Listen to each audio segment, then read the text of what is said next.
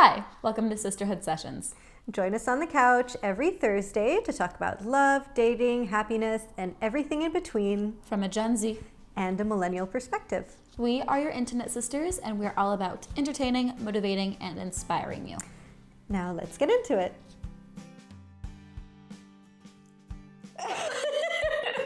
Welcome back. Okay, we took a week off and it's like weird. Yeah. We actually haven't filmed in 3 weeks. Yeah. Took a little hiatus. You only saw a week off. We haven't filmed in 3 weeks. Yeah. So. Now we're back. But we're back. Feels a little foreign to us. It does. We have new mics. We do. Whoa. Do you like them? We're hoping it sounds a lot better. We had a little upgrade. Yeah. And we're hoping Sarah's editing time cuts down. Yeah. Yeah. Well, it makes it a little easier. We're hoping. We're testing it out. So we're praying for the best right now. Mm-hmm. Let us know if it sounds better to you as well. But welcome back. Today, we wanted to give you some dating advice. Yeah, from two single ladies, for one. Two single ladies. And then a 21-year-old. And a 32-year-old. We're doing the single ladies dance if you're listening to the audio version. Oh, yeah. Yeah. Sorry. Yeah. That's what we're doing. Yeah. Yeah, we thought it'd be a really fun topic to chat about, To get us back into things. Yeah, we're single. We mingle sometimes. Not really. Well, Not a lot. I don't do that a lot either. Yeah. Actually, I have a date tonight. With handsome bus stop boy. That's what we're calling. Yeah. We give all of our paramours little nicknames, like where we met them or something. There was a feather hat boy. DJ. Yeah, there's a few. Anyway. Yeah. But tonight is handsome bus stop boy. And for me, I'm going to be on a date with my laptop editing this. Have fun. Love her. Anyway, we'll see how it goes. Yeah. It's actually, the cool thing about this date is I'm actually excited about it because I know nothing about this person. This person approached me at a bus stop after work and we exchanged numbers. I have no way of pre-stalking this person. I know nothing other than the first name. And we love sleuthing. We do love sleuthing. So we get someone on Instagram, then we know everything about them. Okay, we're not that creepy, but still, who isn't that creepy in this day? Okay, we kind of everyone is. It's kind of fun to be a little FBI agent, a little investigation. Sometimes it's I don't understand how people do it. I was serving this table of guys at work, and I woke up the next morning to one of them having liked my Instagram picture, but they only knew my first name, so I have no idea how on earth. Maybe you take something up. No. Oh no. Wait, we can just bleep it out. Okay, true. Maybe I did, but we can, yeah. Anyway, so tonight's super exciting because it feels like I'm going on a date in the 90s. Yeah, we're throwing it back a little bit. Mm-hmm. Let's see how we go. We're going back to your time. Kidding, you're not that old. No. Anyway, we'll keep you updated. Where do you want to start? I want you to start. I want you to tell us. So, yeah, I want you to give me 3 pieces of dating advice. One, I like to tell everyone.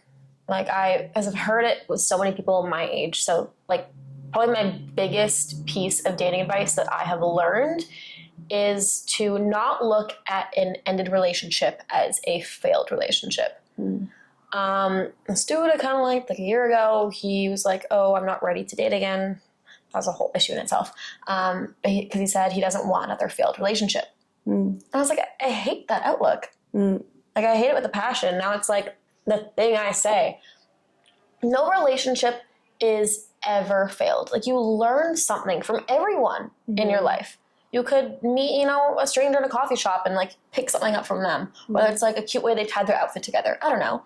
You can learn something from literally everyone. So to look at a relationship as failed, no. Well, not only are you learning about other people, you're most importantly learning about yourself. But also to be failed, like, what does that mean? Like, it didn't reach your end goal, whether that's like, you know, marriage or, you know, dying, like taking your last breath together. Is that what, like, is your end goal? And so if it doesn't make that, it's failed. Like, that's because really that's also point. putting a lot of pressure onto something. Like, it could be a little short-lived romance story in your 20s, a little love story, or it could be the person you end up marrying. You never know when you get into these experiences, but when you're out of them, you learn, you know, your search terms a little bit better if you have hacked one of our other episodes. But, like, you can narrow them down better. You learned some things you liked and disliked in that relationship, and then you can, like, piece them together. And so for your next relationship, you've, like, narrowed down for your past partners what you're looking for and what you're not. So I hate the looking at something as failed just because it didn't go to, you know, chapter Z with them. I hate that. Like, especially, like, right now, like, I used to have such an emphasis on, like, I'm going to, like, date to marry, you know, like, what's the point of dating someone if I don't plan on marrying them? But I'm like, I'm going to date for happiness. I'm going to date for fun. If someone's, like, you know, they're ticking off all the right boxes, sure, I'll give it a shot. Because it is so much fun. It is fun. And also, like, if it lasts 2 months, if it lasts 2 years, who knows? Who cares? You know, you'll take something away from it regardless. And, you know, whether that was, like, a beautiful 2-month, like, love story while someone was visiting your country from another one on, like, their little summer vacay, and you just got to know someone and experience all these cool things with them. Or it's like a 2 relationship where maybe there was some hardship, but now, like, you learned to persevere through that for, like, the next time that comes along, if it does. You know, like, there's so much to learn, and that's my biggest thing. Don't look at anything as failed. Look at the lessons you can take away. Like, yeah, learn about yourself. Smart. That's probably, like, my number one. It's a good one. Yeah. That's the one, like, I feel like I'm preaching the most. But also, to kind of tie into that, life is too short to say no.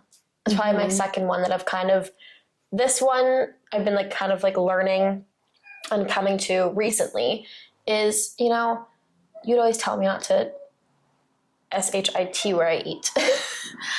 Which, you know, it has some truth to it. I say, like, you know, maybe some hookups in your workplace aren't the greatest of ideas. It's just not a good idea. But I saw a TikTok where it's like, well, if you have, like, a little crush on a coworker, it's mutual, and, like, this could actually turn into something beautiful, and they end up being your husband down the road, you know, give it a shot. Like, life's too short to fully say no to things. Like, explore things. Like, give things a chance. Yeah, once again, whether it's short-lived, whether it's something long-term, why not?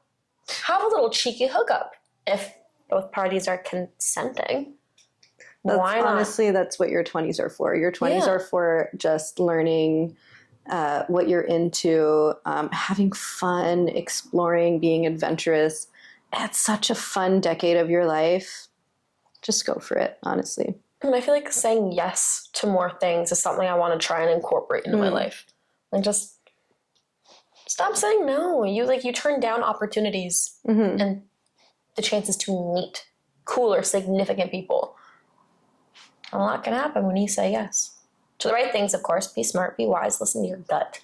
But say yes a little bit more. Yeah. Get out of your comfort zone. That's another episode. See, if you took the time last week to catch up, you wouldn't know what we're referencing. Just saying. Okay, well, then I guess, like, the third piece is to not neglect yourself or friendships when you're in a relationship. Because that's something I have done a lot of in my past relationships. In my longest relationship, which was kind of at the end of high school for me, and then a little bit when I was out of it, is I neglected my friendships for, my partner. I mean, I was busy. I had school and then a part-time job, and then any free time I had, I was on a study date with my boyfriend at the time. Like, I didn't have a lot of time, but I also didn't make time for my friends. And, there's, like, a myriad of issues with that relationship and how that kind of came to be. But something I vowed to myself to, like, never do again. Obviously, when you're in a relationship or you're in something, you want to make more time for that person. You want to prioritize them. And so maybe don't see your friends like as much, be honest, don't make sure they're a priority and that you're still giving them the time of day. Because if you lose them, you lose your support system. And then if anything's to end there, who do you have left? And also on top of that is, to not neglect yourself either. Like, don't get rid of your hobbies and your passions for your partner to make time for your partner. That's another thing I do. In my last relationship, I stopped going to the gym, which I enjoyed, because I wouldn't have time for it, or I would, prioritize going out to eat or grab drinks with my partner instead of like focusing on my health and fitness. And that's something I like really started to like resent near the end of the relationship too. Is like, I feel just unhealthy. I just didn't feel like myself. I wasn't doing things I like enjoyed as much. And so whatever comes next, like I want to make sure I'm giving myself and my friends like the time of day they deserve. Because I'll become resentful. Like if I'm not, You're so smart. I try. I wish I knew half the things you're, sort of piecing together at your age. It's wild to me that you have this like understanding of everything you just mentioned. Like, I had no clue, absolutely no clue at your age. I was really just fumbling around in the dark. But I mean, it takes fumbling around to like learn these things. It does, for sure. Yeah. Lots of fumbling. Fumbling. Just trying to help you roll through the door. Yeah, totally. So some dating advice from you. You got a little bit more experience than me. A little bit more experience. Also, I guess a different kind of point of view because, you're talking about having no necessary end goal when you're dating. I think when you get to your early mid-30s, oftentimes there is an end goal in mind whenever you are going on a date with somebody. You date to marry. If that's your goal. It certainly is mine, and I know a lot of other people in my age group feel the same way. Like, you're looking for a life partner, you're looking for someone to potentially have kids or lots of dogs or lots of cats with, and it definitely narrows down as you get older. Yeah, it totally shifts the perspective, and it's, you can have your fun, but there is a way more important, there's more a weight attached to it, I guess is what I'm trying to say. But also one thing you offer is you've now been through your 20s and you dated through your 20s. I've yet to kind of date through mine, which is where you also offer. Yes. Now, here's the thing about me is that I actually didn't really quote unquote date until last year. Because all of my 20s, I spent relationship hopping. Like from one long-term relationship to the next, to the next, to the next, to the next. And it was like situationships that turned into relationships, and there goes another 4 years. You know what I mean? Yeah. Like, so I never had that experience of like being on dating apps or, just going out to dinner with people and stuff like that. I started that journey last year. So it's really fresh for me. So I feel like it's an exciting time of my life, and you kind of feel like you're in Sex and the City and you're like, ooh, getting dressed up and doing fun things, and it's awesome. I'm really enjoying this phase of my life. But, with age and with experience and looking back on those relationships that, did end, which I'm not viewing as failures, you do, your parameters or your search terms get increasingly more specific. Yeah. And so I guess my first kind of dating advice is not to be like, so I'll call it this: figure out what your pet peeves are versus what your deal breakers are. So obviously in every relationship, compromise has to exist, right? And you can set your search terms, you can set your relationship parameters to whatever you want them to be, but you can't be too picky. My mom always reminds me of that. She's like, Sophie, you're too picky. And I'm like, I'm not too picky. I just know what I want. I'm like, well, maybe what you want isn't realistic. And so there's this fine balance that you have to strike where, you know, you have to learn to accept that despite, you know, how much work you've put in to other people, to yourself, and figuring out what you want. And now that you're single and enjoying it, and you're in that whole mindset of like, I won't settle down unless the perfect person comes around. You have to come to terms with the fact that perfect doesn't exist. No one's perfect. No, certainly not me. So how can I expect that of somebody else? And so now the distinction is, what are my pet peeves? You know, someone being a little bit messy, leaving their sinks and their dishes in the sink overnight, or, you know, what People else? that don't put the toilet seat down. Ooh, that's annoying. That's definitely a pet peeve. People who like will wear their shoes like all throughout the house after being out all day. We're not Americans. Pet peeves, right? Mm-hmm. Those are my pet peeves. But then I have deal breakers, and those are drinking too much alcohol too often, or, you know, not being a good communicator, not being a dog person. Those are my deal breakers. But it's so important to make that distinction. So, you know, going into like dating somebody, being open-minded, and then, you know, just being really clear with yourself about what you can put up with and what you can't. Yeah. That's my first piece of advice. Yeah. Yeah, like learn, like, yeah, because like pet peeves you can still like live with. Maybe you'll get annoyed with them over time, but like you're not gonna like throw away a good person just because, you know, they're not as clean as you know. Well, here's the thing. I heard the statistic that I think it was 65% of fights that you have in your relationship, they're the same fight. And you're going to have that fight for however long you're with a person, whether that's 5 years or a decade or 20 years.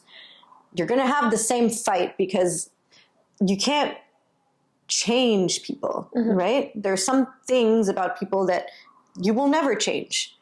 And so it's, what are you comfortable putting up with for the next 20 years? Are you comfortable putting with someone not putting the toilet seat down for 20 years? I can overlook that. You know, it's not a deal breaker. Other things, I'm not putting up with that for 20 years. Absolutely not. So you have to really think long term. Yeah. Good way to look at it. Yeah. My second piece of advice, don't have a type. There are some friends watching this right now being like, but Sophie, you so have a type. And I did in my 20s. I really did. I had a type. Well, some could say you still do. Okay, maybe I need to learn this lesson for myself, but it's an important one. It's an important one, and I'm trying to move away from it. And I think where this came up for me was when I started using dating apps. Because you have to set your preferences, but it gets oddly specific. Like people's height, their level of education, you know, how far away from you they live, what they do for a living, or whatever it is, you know, like, do they drink? Do they smoke? Do they, you know, whatever it is. And even after you've set all of these, you know, metrics, when you're swiping through, you get increasingly like cutthroat about who you're not even going to entertain this person because they're 1 inch shorter than what your preference is. Yeah. And so you're potentially missing out on someone really, really awesome because you've been conditioned to really think like, okay, you have to, like, whoever I'm going to marry eventually has to be this perfect human that does all of these things and looks this way and does that. And you're eliminating so many potential matches for yourself. Well, that's why, like, I don't like dating apps. Like, I don't even know how long ago it was, but I removed them all from my phone. I was just like, it's so unrealistic. Like, you will meet someone in person and they, like, their energy and their vibe can just be like so perfect. But like, you're not gonna swipe on them on their Tinder profile just based off the first photo. Yeah. Like, you can't judge a book by its cover, and that's exactly what you're doing on dating apps. And then it's unfair. Like, you don't know this person, you don't know their story. You know, maybe they don't even like look the most attractive in their photo, but they're like stunning in real life, and just, you know, they're not the most photogenic. But you wouldn't know these things. That's so true. And one thing I realized for myself is, like, as much as like I can find people objectively attractive, like, sure, if you ask me to point out like who my favorite celebrities are, like who the most attractive celebrities are, yeah, they kind of all fit a certain mold.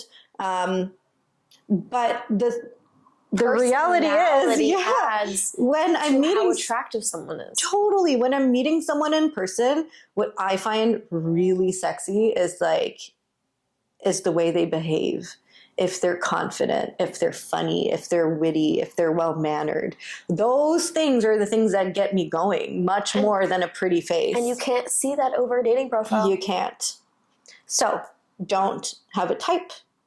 You know, keep your... And with that, maybe throw away the dating apps. Well, I haven't opened... I deleted mine in February. I think I deleted mine back then as well. February or March. Something like that. But honestly, like, just keep your options open. Keep your mind open to possibilities. You never know who you could meet. You never know what they could bring to your life. So yeah, don't have a type. Don't have a specific type. But that kind of goes with like dating around, because you could like, once again, like learn so much from people of different walks of life. So totally. Then my final piece of advice is something I wish I'd have learned when I was your age. And that's learn who you are first. Because, as I mentioned, I jumped from relationship to relationship to relationship. And that's from the time I was 17 years old. There was never long enough of a break for me to really sit and figure out like who I am as an individual, right? And so it was like I was like a malleable Play-Doh doll that would just like jump from relationship to relationship and then like morph into whatever life I was living next. Morph your identity into like kind of your partners and where you a little bit. Like, obviously, like I'm still very much me, but definitely, yeah, trying to fit into somebody else's life rather than having them fit into mine. And so unlearning all of those things and getting back to the core of who I am has been a really important journey for me to be on. And yeah, sort of peeling back all the layers. Who am I at the core of things? And actually, what do I really want, out of life? And what I found is that a year and a half into the journey, the types of people I'm attracted to have totally changed. Totally changed. And that's not to say that I have a type. I'm just saying the people that I used to date, like, I wouldn't date them again. Yeah. Like, if I could go back in time, like, if I knew what I know now, like, about myself, I don't think I'd have dated them in the first place, which is wild to think about. That's all the journey that we're on. But knowing who you are, and we touched on this in a previous episode as well, knowing what your boundaries are is a huge one.